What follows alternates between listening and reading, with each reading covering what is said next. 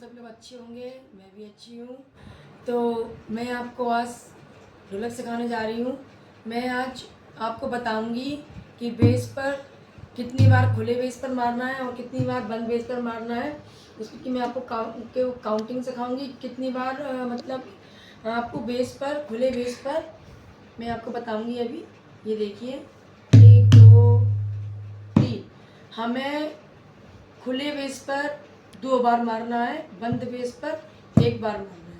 ठीक है, 1 2 3, 1 2 3, 1 2 3, 1 2 3, 1 2 3। ठीक है, ये है चाटी। तो चाटी आपको मैंने वीडियो में बताया है कि ढोलक अगर आप सीखोगे या कोई भी ढोलक आप खरीदने जाओगे तो पहले आपको इस बात का ध्यान रखना है कि ढोलक का ये हिस्सा हमेशा छोटा होना चाहिए और ढोलक का ये बेस वाला हिस्सा हमेशा बड़ा होना चाहिए और ढोलक एक साइड से बड़ी और एक साइड से छोटी होनी चाहिए। जब हमारा बेस क्लियर निकलेगा, जब हम चाटी को बजाएंगे तो हमेशा चाटी के अंदर कोई मसाला नहीं होता है। अंदर आप देख सकते हो चाटी एकदम तो सफ़ेद सी होती है। यहाँ आपको जो दिखाई दे रहा है ये बीचों बीच यहाँ मसाला लगाया जाता है। काफ़ी बार क्या हो जाता है, कभी कभी ढोलक हम बजाते हैं, हमें इसके बारे में जानकारी नहीं होती है कि ढोलक ऐसी क्यों बज रही है, बेस ऐसा क्यों बज रहा है। बेस ऐसे ठक ठक ठक ठक ठक ठक ठक की आवाज़ निकालने लगता है। तो कुछ लोगों को इस बात के बारे में नहीं पता रहता है कि ये इस तरीके से क्यों बज रही है। उसके बारे में आपको मैं बताना चाहती हूँ कि जब हमारे इसके अंदर जो काला काला लगा हुआ है रहार, इसे हम रहार बोलते हैं, तो इससे काली रहार होती है, उसे ढोलक वाले इस जो पल्लड़ होता है ये वाला, इसको अंदर से इस टाइप से लगाते हैं ऐसे करके रहार को, जिससे हमारा ये बेस भारी आवाज़ निकलता है। उसके लिए अंदर रहार लगाई जाती है। उसके रहार के छूटने से हम लोग बजाते हैं तो बजा बजा कर क्या होता है कि काफ़ी बार रहार छूट जाती है। तो छूटने के कारण क्या होता है, चाटी वाला जो पल्लड़ होता है ये वाला, इसमें रहार नहीं होती है, इसकी वजह से ये टनाटन की आवाज़ बोलती है। ये देखिए आप। ठीक है, अगर जब इसमें से रहार छूट जाएगी तो इस साइड का भी जो पल्लड़ है टनाटन बोलेगा। ठीक है ना, लेकिन हमें इसकी आवाज़ टनाटन वाली नहीं चाहिए, धप धप धप धप करने वाली चाहिए, इससे भारी आवाज़ आए तो बेस बनता है। एक में पतली आवाज़ और एक में भारी आवाज़ आनी चाहिए तो हमारा बेस क्लियर होगा। क्योंकि कुछ लोगों को पता नहीं रहता है, जब तक रहार छूट जाती है, जब तक उसको बजाते रहते हैं, फिर चाटी भी बजाते हैं तो चाटी की आवाज़ और बेस की आवाज़ सेम हो जाती है। तो हम लोग बजाना तो कभी कभी सीख भी जाते हैं, लेकिन जब बजाते हैं ढोलक को तो हमें ये लगता है कि हमारा आवाज़ तालमेल सही नहीं बैठ रहा है और पता नहीं कैसी आवाज़ निकाल रही है ढोलक। तो इसके बारे में जानकारी होना भी थोड़ा ज़रूरी है। मैं ये नहीं कह रही हूँ कि इसमें कुछ ज़्यादा जानकारी लगती है ढोलक में, लेकिन हाँ, बिना जानकारी के तो आप कुछ भी नहीं कर पाओगे। वो कोई भी कार्य हो या कोई भी ढोलक सीखने का हो, मजीरा सीखने का हो, झींका सीखने का हो, कुछ भी हो, लेकिन सब में जानकारी चाहिए, है ना।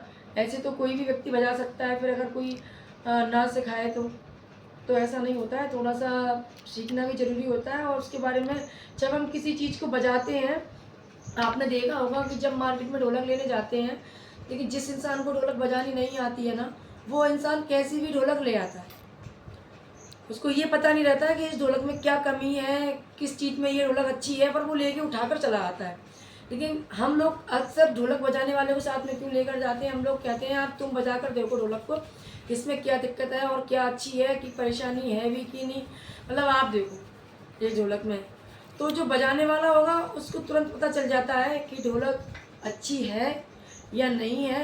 क्योंकि आपको मैं एक बार बताती हूँ, न्यू ढोलक आप मार्केट में लेके जाओगे तो जो झिल्ली से मड़ी हुई ढोलक होती है, बकरे की खाल की नहीं होती है वो, लेकिन उस टाइम वो बहुत अच्छी आवाज़ निकालती है, बहुत अच्छी आवाज़, बिल्कुल बकरे की खाल की ऐसी आवाज़ निकालेगी।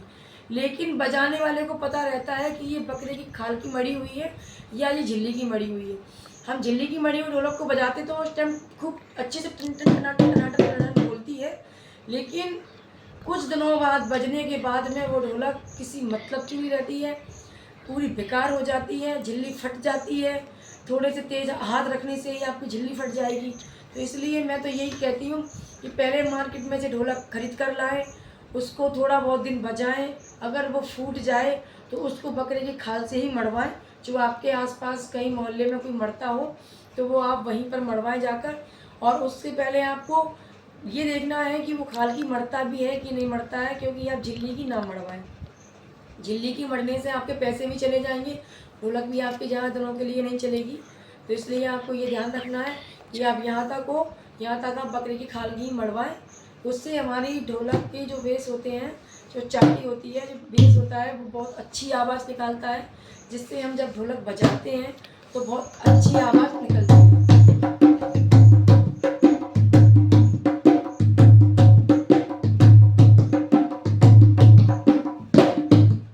मेरी ढोलक बकरे की खाल की मड़ी हुई है।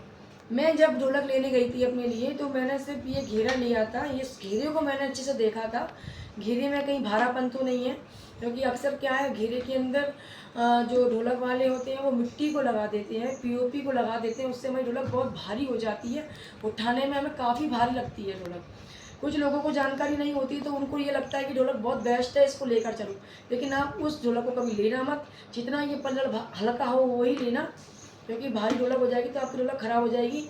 और मार्केट में तो झिल्ली की मड़ी हुई ढोलक आती है, उससे आप 1-2 बार बजाएं। अगर आपको अच्छी ढोलक लेना है तो किसी मेले से ना लें, मार्केट में जाइए, किसी अच्छी सी दुकान के बारे में आप जानकारी लीजिए, जो आपके लिए हारमोनियम भी मढ़ता हो, तबले भी मढ़ता हो और ढोलक भी मढ़ता, आप वहाँ से ढोलक लेकर आना। और फिर भी मैं आपसे बोलूँगी किसी बजाने वाले को साथ में लेकर ज़रूर जाना, क्योंकि कभी कभी क्या होता है हम लोगों को जानकारी नहीं होती तो हम गलत चीज़ उठा कर ले आते हैं मार्केट से। तो मैं आपको दोबारा फिर बता रही हूँ, आपको ये जो बेस है ये भारी आवाज़ निकालेगा, लेकिन जब आप बजाकर देखोगे तो ये बेस हमेशा भारी आवाज़ निकाले, इतना ध्यान रखना।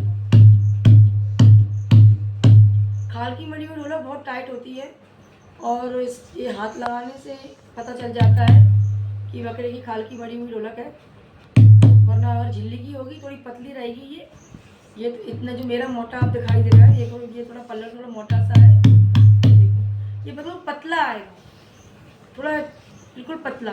हाथ लगाओगे ना इस पर आप, तो हाथ आपके इस टाइप से अगर यूँ घिसोगे ना ऐसे करके, तो आपको कुछ ददरा ददरा ददरा ददरा तो महसूस होगा। उससे आप समझ लेना कि ये झिल्ली है, ये बखाल नहीं है। देखो ये झिल्ली की ढोलक से आप ऐसे हाथ करोगे तो आपके हाथों में उसकी जो खाल होती है वो आपको महसूस हो जाएगी। ये देखिए इस टाइप से। अगर आप खाल की मड़ी हुई ढोलक होगी तो आप ऐसे हाथ घुमाना तो चिकना ही चिकना लगेगा आपको, कुछ टाइम महसूस ही नहीं होगा हाथ पे आपको कुछ भी।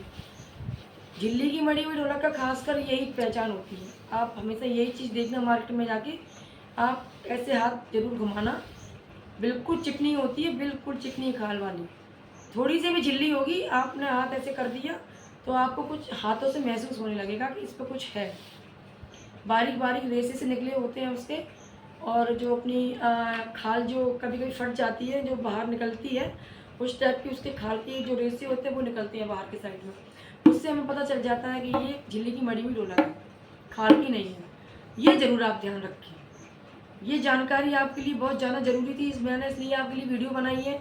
क्योंकि ज़रूरी नहीं है कि सब लोगों को ढोलक बजाने का शौक़ है, सीखने का शौक़ है, तो उनको ये भी पता हो कि ढोलक जब हम खरीदने जाते हैं तो ढोलक में क्या होता है क्या नहीं होता है, किस तरीके की ढोलक अच्छी होती है, किस तरीके की ढोलक नहीं अच्छी होती है। इसलिए मैंने आपके लिए ये वीडियो बनाई है, ठीक है। तो आप ये मेरी वीडियो पर जाना, और आप जब भी आपको कभी ढोलक खरीदने का मन हो तो मेरी वीडियो देख लें, जो जो जिन बातों को मैंने आपको बोला है उनका ध्यान रखें, तो ठीक है। आज के लिए मैं आपको ये जानकारी दे रही हूँ, कल मैं आपके लिए बजाने के बाद और कुछ बेस लेकर आऊँगी ढोलक का। तो ये बस आज के लिए इतने ही, धन्यवाद।